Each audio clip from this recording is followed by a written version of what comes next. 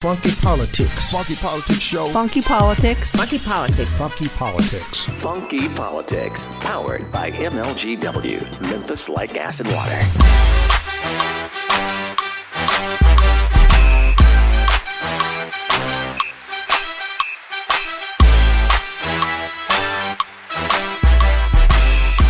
You're listening to Funky Politics, powered by the KUDZUKIAN Network. I am DC, and guess what? Our presenting sponsor is Memphis Light Gas and Water, where they produce some of the best drinking water in this country. I am DC, sitting along with LT and Doc Ward, and we're chopping it up, folks. What's up, Doc? LT! The greatest thing that ever happened to you. What, you two? Me. Oh, my God. I want to get into something real quick. Starbucks. I see you're sitting there with your cafe mocha latte and your lemon cake there, sir. What about Starbucks? Have you been to Starbucks lately? Yeah, I went a couple of days ago. Oh. Well, no, about a couple of weeks ago. Well, did you know we were having a physical boycott because of an incident that happened right outside, in Philadelphia, where some young men were actually detained and, arrested actually for sitting in the shop waiting for, you think, they were arrested for being black? I mean, I don't want to say that. I want to say that the manager was a little insensitive to those gentlemen sitting there waiting on another partner to come in and talk. That's what he told them. Yeah. Sitting there for 2 whole minutes. Was it 2 minutes? 4:35 Get out of here. Arrival, 4:37. Get out of here. The call happened. That's why you should drink Folgers. That means I got to make my own coffee. Where's it going to be my whipped cream? I mean, why? Because come on, Doc. Come on, you're an attorney. Come on. What? Because they got the young lady that got murdered by Charles Manson, part of the Folgers family. No, my grandmother just grew up. Yeah. We grew up on crystals. Oh. You know, all of us. I think all of us had Folgers in our crystal. What about Sanka? No, Folgers. That's not real coffee, is it? No, I think Sanka was like oil. Just get. But no. Seriously, let's go into this issue. We say implicit bias, but I'm getting a little sick of implicit bias. It's racism, folks. It happens so much. It happens so much across the nation. Yeah. All the time. That when I heard it, I didn't feel any kind of way about it. I just was basically numb, because this is the thing we've been dealing with pretty much forever. Yeah, forever. And until I'm just gonna say, until non-African Americans begin to acknowledge that there is a disparity in treatment of people that are not white, and that disparity is in the negative for non-white people, we're gonna always have these recurrences. Wow. It's going to have to be some truth serum, and some education amongst the non-African American people. But speaking of education, period. Yeah. On today's show, we have got one of the finest presidents of a college or university in the country, and that's Dr. Logan Hampton of the Lane College, or as some people would call the Lane University. He's in a special class. Only 105 such black college presidents you have. Wow. Product of Arkansas. Never forget that. You had to do that. I have to. Hey, folks. We have to represent. We got to represent with Dr. Logan Hampton right here on Funky Politics, powered by the KUDZUKIAN Network.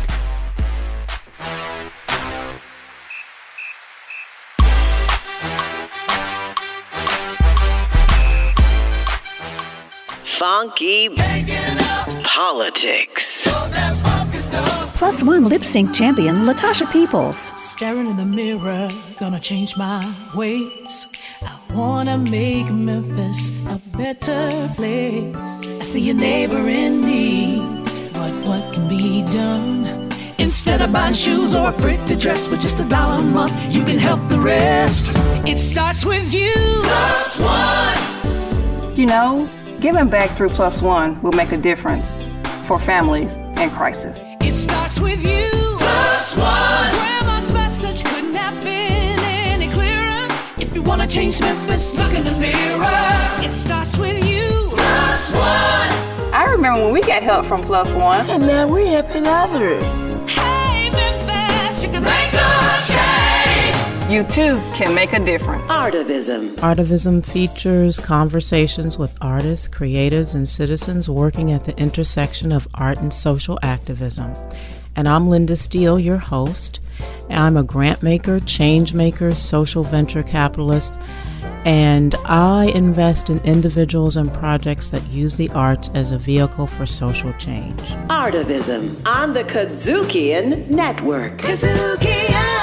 Hey, this is Logan Hampton, and you're listening to Funky Politics, powered by the KUDZUKIAN Network. Just deliver,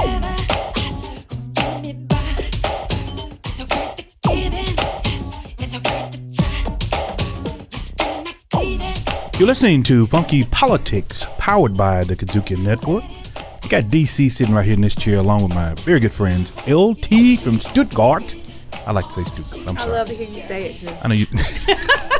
And the one and only Doc Ward. One and only. The one and only? If we made this show any funkier, they'd have to call the EPA on us, man. Wouldn't really matter. It's not like anybody be at the controls. That'd be bad because nobody's here to answer the door. He'd probably be on a Carnival cruise somewhere. Whatever. Let me today, on this day, we've got one of the finest presidents of an HBCU that there ever could be, right in our midst in Tennessee. And that is Lane College, folks. Lane College has been around a very long time. And Dr. Isaac Lane. Dr. Isaac, that's right. But we don't have Dr. Isaac Lane. We've got Dr. Logan Hampton. Dr. Isaac Lane's been gone for a while. Oh, yeah, sure. But Dr. Logan Hampton, the president of Lane College, welcome to Funky Politics, sir. How are you? I am doing well. Thank you all for having me. Wow. And Dr. Hampton is the 10th president of Lane. And it's been around how many years? Since 1882. Oh, my God. Do you realize that there have been 25 presidents of the United States since 1882, but only 10 presidents of Lane College? Wow. You know what that tells me, Dr. Hampton? You got a long time, Doc. you got a long time, brother. I will receive that. I'll receive that spoken word. I'll take it into my spirit. And he's also an ordained minister too, by the way. Yeah. So we got to be on our P's and Q's on this program here today. Well, we're going to jump right into it. Yeah, go right. I mean, we do have a diverse audience. So a lot of people really don't understand the concept. And actually, you don't have to be non-African American, because definitely African Americans don't understand the concept of what an HBCU is. They hear it a lot, and I hear people sometimes calling institutions HBCUs just because they have a large African American population. So we're going to set the record straight and give people sort of a HBCU 101. So can you define what an HBCU is for the listening audience so that we can put that to bed right now? Yes. Historically Black colleges and universities, HBCU, there you go. Historically Black colleges and universities, are institutions of higher learning in the United States of America. And these are institutions that were started prior to 1964, the Civil Rights Act of 1964.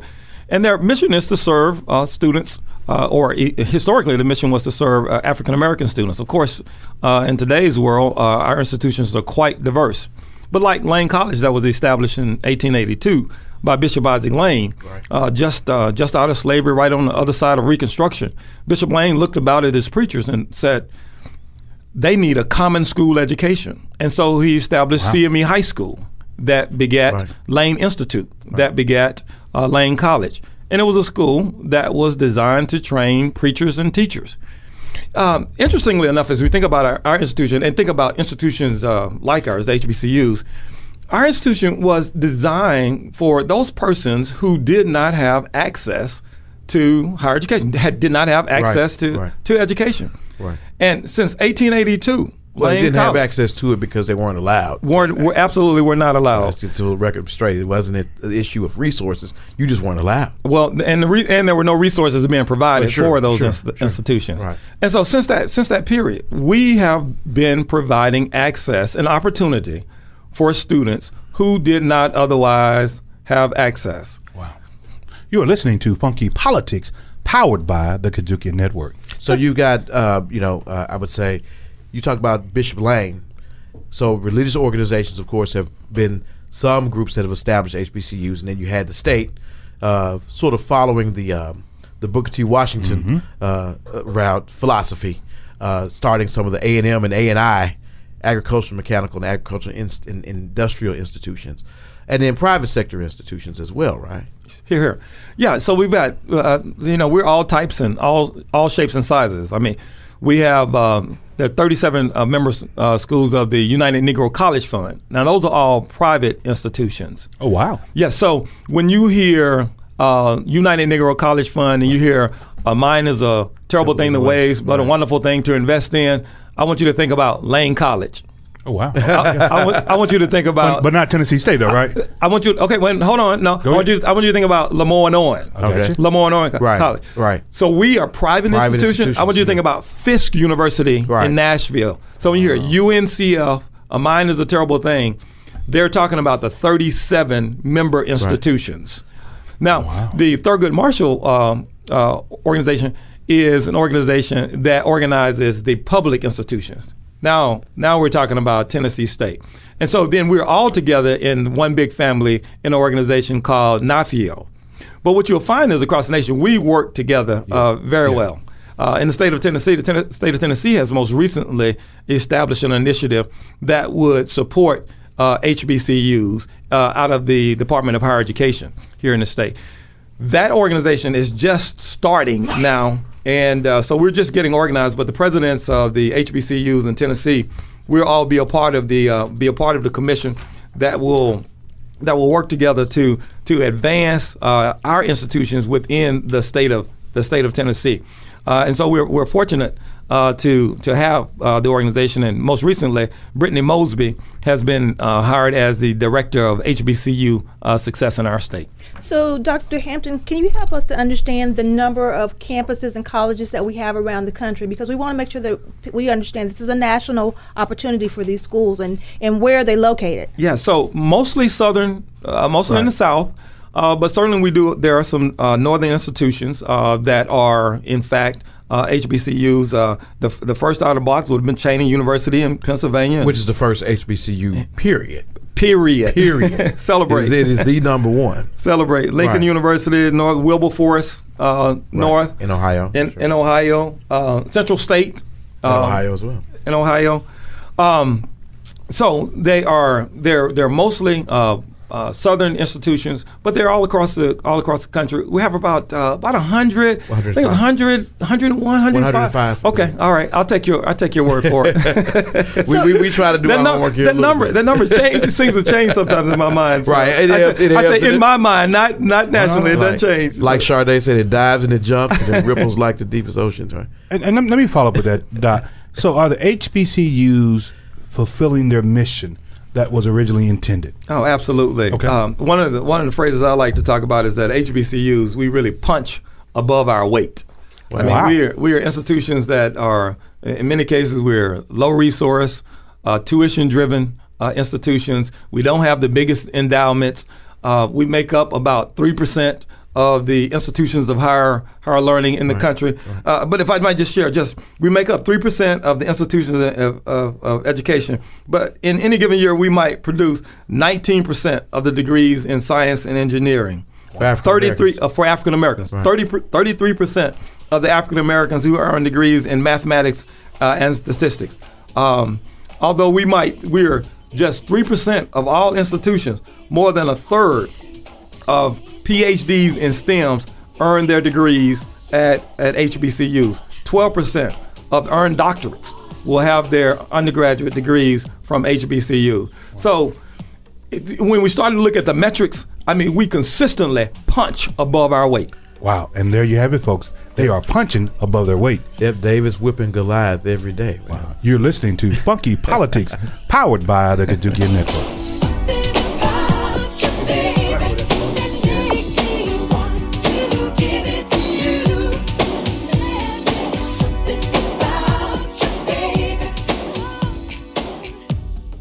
Politics is on. It's iConversation. Elliot Perry, otherwise known as Socks. Man, thank you. How you guys doing? Mr. Earl the Pearl Monroe. Hey, thank you. Nice to be with you guys. Glad to have Mr. Allen Houston. Trying to stay warm up here in New York. I hear you. Personality extraordinaire, Mr. Scoop Jackson. I appreciate the encore. Mr. Michael Ray Richardson. What's up, man? Glad to be here, brother. A 3-time NBA All-Star, the one, the only, Detlef Shrimp. Howard and Larry, thanks so much for having me. I'm excited to be on the show. iConversation, the KUDZUKIAN Network. KUDZUKIAN. Funky Politics. Let's get it funk up on up in this dancery. We got y'all open, now you're floating, so you got to dance for me. Back at you right here on Funky Politics on the KUDZUKIAN Network. I'm DC, sitting here along with, some great co-hosts, Doc Ward and LT from Stuttgart. Home of the Rice Birds. Rice Birds? Rice Birds. We're going to talk about it. Can I take a quick straw poll? Straw poll. If you were in college, you had to go to the HBCU, fictitious one, would you go to Mission College, the school days, Spike Lee? Yes. Or would you go to Hillman? I'd go to Hillman. I'd go to Hillman.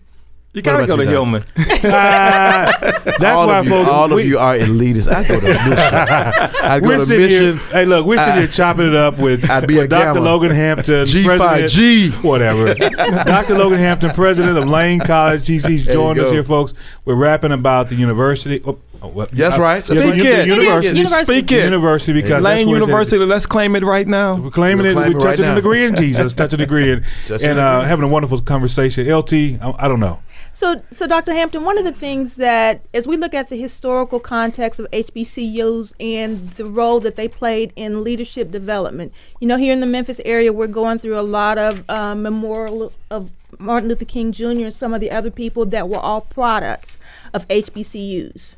And we're at this time now of social justice. So bringing this into today's context, what's the role of HBCU organizations in developing our student leadership, our next generation of leaders? Well, that's absolutely that. I mean, we are all mission-driven institutions. And so, it's about developing leaders, about educating students to sustain the democracy.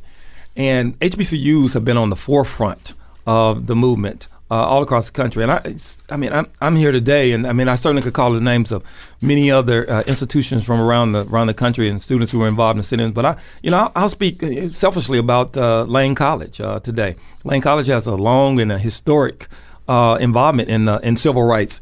Attorney Donald Hollowell, some have known as Dr. Martin Luther King's attorney. Right. I mean, when I think about Attorney Hollowell, the students in Georgia, public schools, high schools, though he led most of those cases to integrate those schools. A Laneite, a person who graduated from Lane College. Jesse Douglas. Jesse Douglas is a Laneite. And often there's a picture of Martin Luther King, and he's marching, he's locked arm in arm, and there's a fella there that looks white.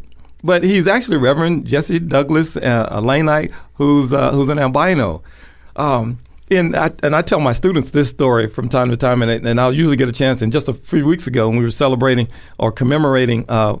Martin Luther King's passing and death, I told them a story about in 1960 when Lane College students led the movement to desegregate Jackson, the city of Jackson, and they had sit-ins and they picketed and they desegregated the buses and then they really got involved in election politics. And on election day in 1960, in protest of the treatment of blacks in the tent cities of Fayette and Haywood County, Lane students marched from Lane College and they started marching down to City Hall. They picked up some high school students. There were about 144 of them all together. Well, they got arrested. They all went to jail. And the bond was $75. Well, a local businessman, Joe Mary, and the then president, Chester Kirkendall, they got together and bailed them out. Well, what I say to my students, I said, well, now in today's money, that's about $47,000. Wow. And I say to them, I said, now I want you to express yourself and I want you to lead, but don't go to jail. I said, don't go to jail because your president today doesn't have it like Mr. You're listening to Funky Politics, powered by the KUDZUKIAN Network. But speaking of those high school students, so we're and college school students and college students, so we're at this state right now where it seems like the new leaders of social movement and activism are being led by high school students. And the face doesn't look like Lane College students. So the students in Florida, because they're white and they're organized, they're getting a lot of attention. What does that look like on your campus, and what are your students doing to make sure that their needs and their social justice wants are addressed? No, I beg to differ. No, the students are in fact out front. They've been marginalized in the media to some extent. And you look at the kids, and I thought the kids in Florida kind of got it right when they I just, as I was watching a day of protest, and one of the students said, "So because we have privilege, we have garnered all of this attention. Sure. Now we want to invite some others who don't have our privilege to be able to use this platform." But I think, you look at the kids in the Black Lives movement, the Black Lives Matter movement.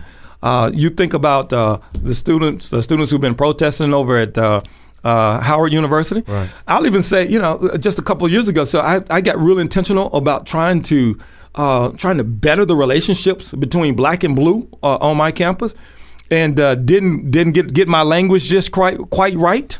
And had some sheriff's folks and local police officers meeting with some of our black students.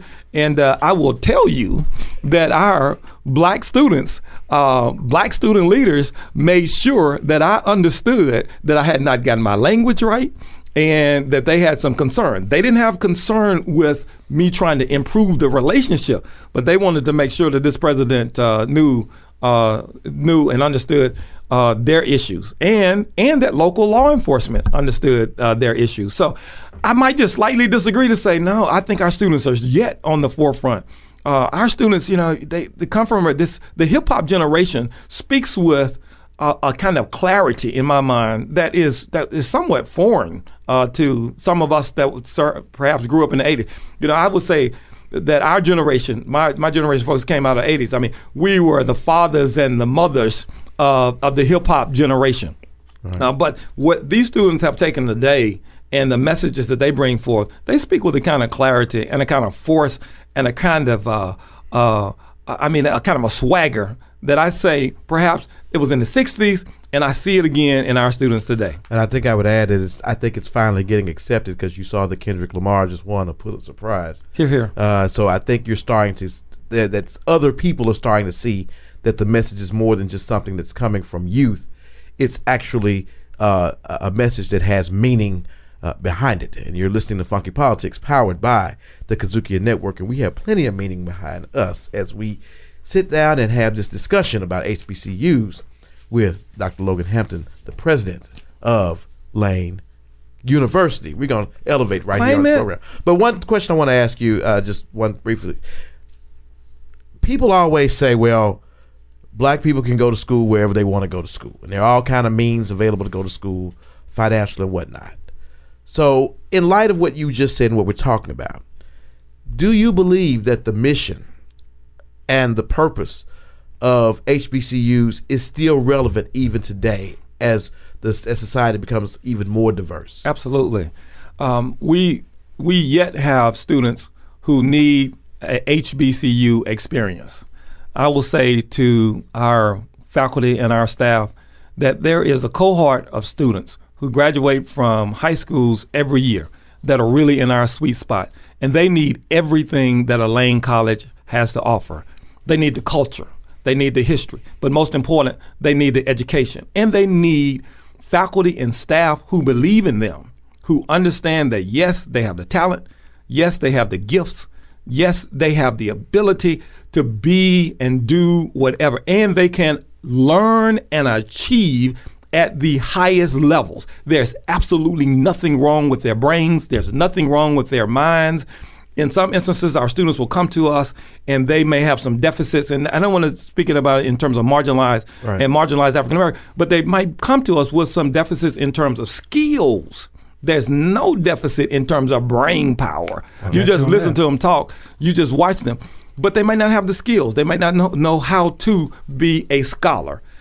At institutions like ours, at Lane colleges, we train them, teach them, educate them to be scholars. There you go. On that note there, your passion is infectious. It is. There you have it. Right here on Funky Politics, powered by the KUDZUKIAN Network. Don't need no hateration, holleration in this dancery. Let's get it percolating while you're waiting. So just Funky Politics.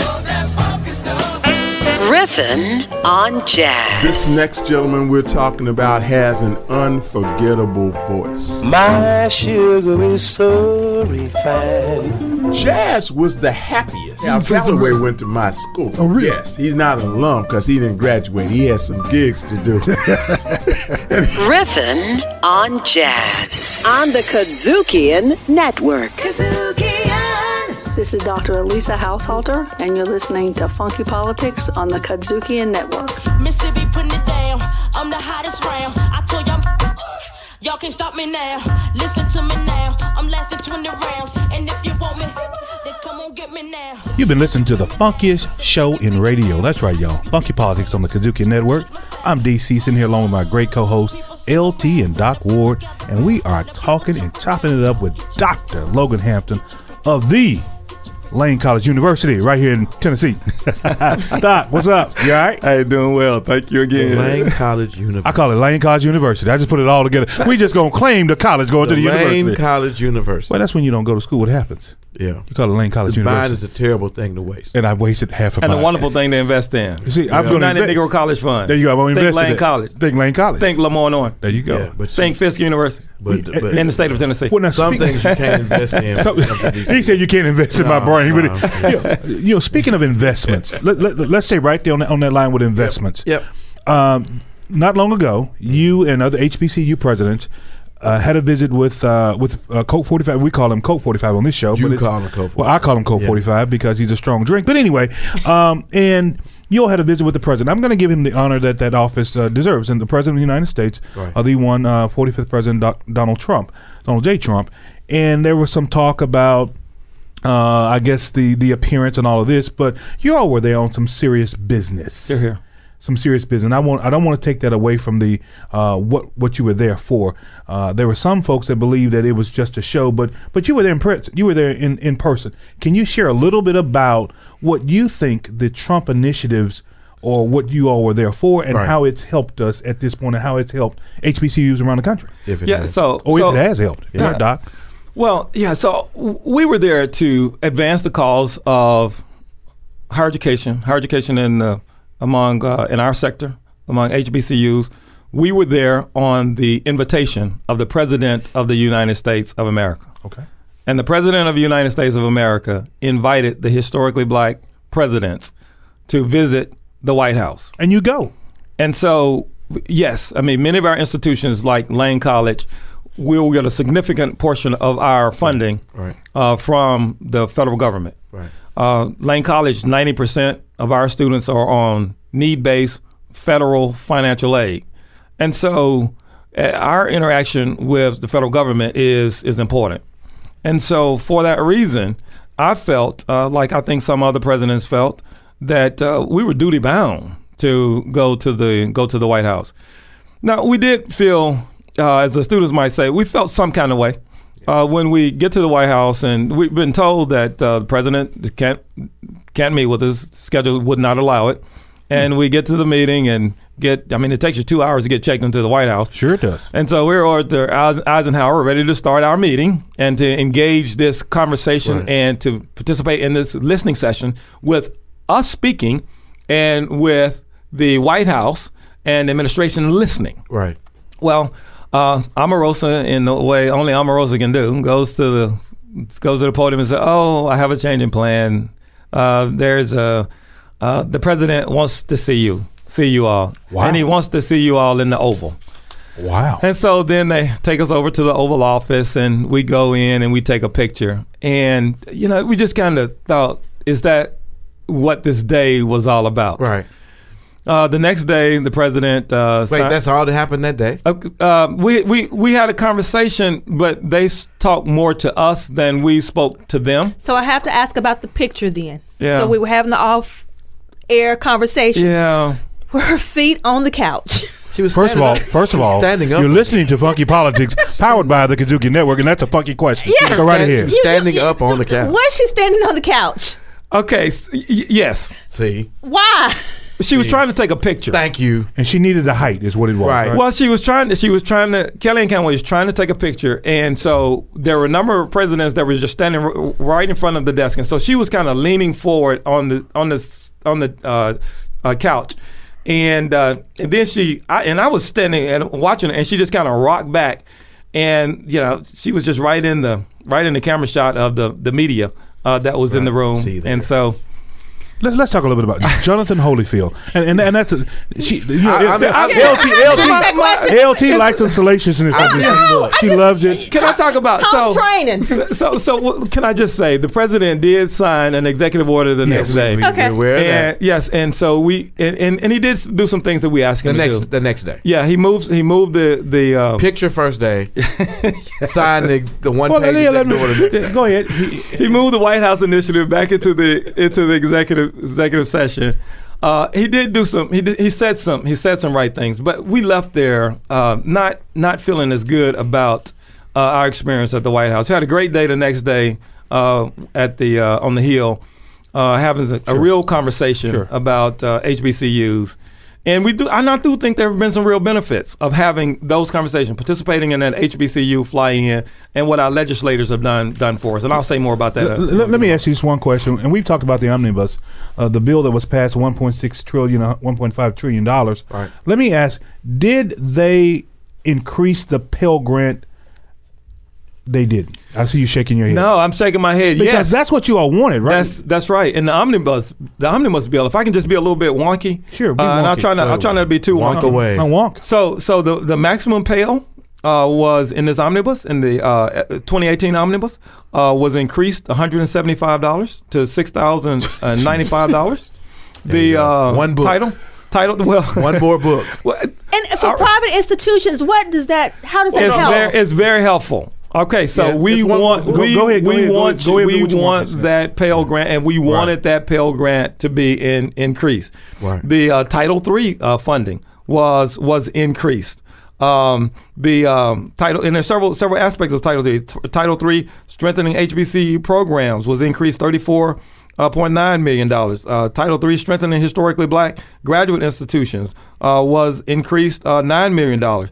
The predominantly black institution program was increased $1.4 million. HBCU capital finance program was increased. So in the omnibus bill, right, we feel really good about what took place in the omnibus bill. And I think it's really a tribute to what happens when you have the United Negro College Fund, you've got Thurgood Marshall, you've got NAFIO, and they're all working together. They're working together with our legislators and Jonathan Holyfield, and some good things can happen. Yes, Jonathan Holyfield as well. Jonathan Holyfield is new. We had an opportunity to meet him most recently at the United Negro College Fund at our annual meeting. He came in and addressed us. I think he has a great deal of energy. He's an entrepreneur. And hopefully that he'll bring some entrepreneurial thoughts to how the HBCU White House initiative is managed. Well, one of the concerns I think they had about him was that he didn't really have any experience in dealing with HBCUs before. He was with the Cincinnati Bengals, of course, but he hadn't had any other experience. Well, but I guess a football player. I mean, come on. It's close. Go ahead and just give him a job. So how do we take that experience that he has and help you guys move forward to where you want to be in the next 25 years? What does that vision look like for Lane and for other HBCUs, the future vision? Well, he talks about investing in HBCUs. He talks about HBCUs being relevant and continue to be entrepreneurial as it relates to our curriculums, providing education for students in some of the cutting edge fields, and he has encouraged us in that way. His work will be yet unfolding before us, but I certainly want to celebrate what he's done. I mean, he was a part of the team that did some good work for us in this omnibus bill. His work beyond this point, it's yet to be seen. Be determined, right? Yes. Yeah. But I will say though, you talk about relevance. HBCUs are relevant. I don't think that a third party is needed by any stretch of imagination. I think you're right. To say that HBCUs are relevant. They always have been relevant. They always will be relevant. But I guess from your standpoint, you're waiting to see all of the things unfold, and we're going to keep our eyes open and see what happens there. But have you all began to receive any of the benefits of that budget package yet? Well, yes. I mean, and these are mostly going forward, but in the previous, we've got the summer Pell. Okay. You all remember that's that a plus. The summer Pell went away during the previous administration, right. And summer Pell has been back, and so we'll have students that will be benefiting from SEOG, the Supplemental Education Opportunity Grant, was on the was on the cutting block to be cut, and as it has been for years. And it was retained and increased, and that's a grant that is for the poorest of the poor students. Right. Wow. So you're really saying that under this administration, HBCUs going out. No, hold on. I'm not trying to draw a delineation here, but HBCUs have enjoyed some additional funding. Well, let's give credit where credit is. Yeah, or are you going to give the credit to the Congress? No, we're a year and a half in, and we are having some successes in terms of funding for our students and helping our students to afford higher education. But I think it all comes down to the fact that you all stood together as a unified front. And as long as HBCUs continue that stance as a unified front, then the opportunity will always be there for you to have unified success. So we're going to keep our eyes and ears open, and we're going to be doing something about it on this show too. But in the meantime, you're listening to Funky Politics, powered by the KUDZUKIAN Network, with our special guest, Dr. Logan Hampton, president of Lane College University. Speaking it. Speaking it to the good stuff.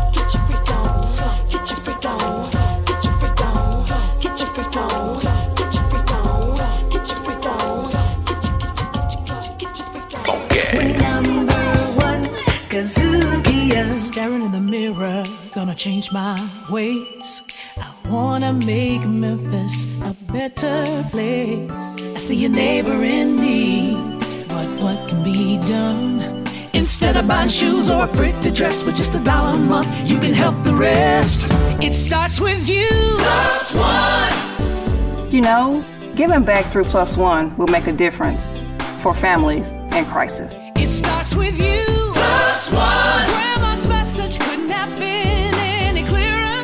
If you wanna change Memphis, look in the mirror. It starts with you. Plus One. I remember when we got help from Plus One. And now we're helping others. Hey, Memphis, you can make a change. You too can make a difference. The off-year electorate, the midterm electorates, are older, less diverse, more conservative. You have two electorates fighting for the future of this country. And what I'd say to your viewers and people listening in is, you know what? You got to stop that older, less diverse electorate from funking around with your future. Funking up your airwaves and jamming the good information in your ear. Once again, it's Funky Politics. Funky Politics. What a show, what a show, what a show. Funky Politics, always heavy right here on the KUDZUKIAN Network. Real right and funky. Real right and funky. And Dr. Logan Hampton. LT, your friend from Arkansas, your cousin probably from Arkansas. Homeboy. A deep young brother. It was a really good conversation to talk about what's happening on the campuses here and just to know that things are going really well in the HBCU community. Wow. Looks like funding is on his upswing too, by the way. Yeah, hopefully it is. But the main thing is that the mission, the purpose, and the reason for the existence of HBCUs always has been, always is, and always will be relevant. Yeah. But you know what? I want to just segue to something else. You know, we just lost not long ago former First Lady Barbara Bush, who I happen to have met many years ago. Her and her husband, at that time Vice President Bush, George Bush, HW. And it's riveting. She was considered a grandmother to a lot of us in the country, both black and white, Latino and Asian, and what have you, because she kind of exuded that type of feeling to people. But now we wish the family well. Authoritatively nurturing. That's what she was. I like that. Authoritatively nurturing. Right. She was a good lady, is what I understand, and Godspeed to her family. And that's how I like to leave it, folks. Right here on Funky Politics, powered by the KUDZUKIAN Network, where we're always real, always right, and always funky, y'all. Funky Politics executive producer Larry Robinson for KUDZUKIAN. Hosted by Daryl D.C. Catron and Marcus M.D. Ward. Guest bookings by Miko. Funky Politics recorded at KUDZUKIAN Studio. Directed, produced, recorded, and distributed by KUDZUKIAN.